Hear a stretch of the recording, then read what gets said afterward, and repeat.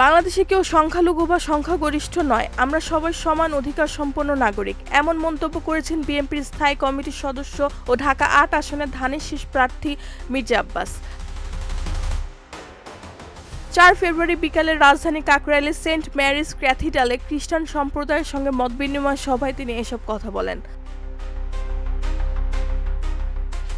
মির্জা আব্বাস জানান, মাত্র ২১ দিনের নির্বাচনী প্রচারণা তার দীর্ঘ রাজনৈতিক জীবনের প্রথম অভিজ্ঞতা।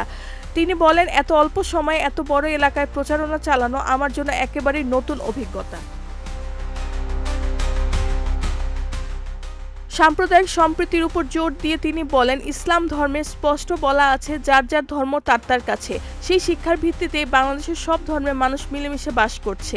মাঝে মাঝে কুচক্রী মহল বিদ্বেষ ছড়ানোর চেষ্টা করলেও তা সম্মিলিতভাবে প্রতিহত করা হয় বলেও মন্তব্য করেন তিনি।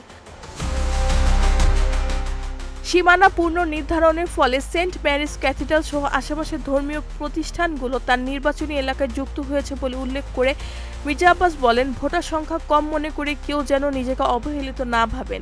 একটি ভোট অনেক গুরুত্বপূর্ণ। হিন্দু, মুসলমান, বৌদ্ধ, খ্রিস্টান সব সম্প্রদায়ের মানুষের কাছে তিনি ধানের শীষে ভোট প্রার্থনা করেন।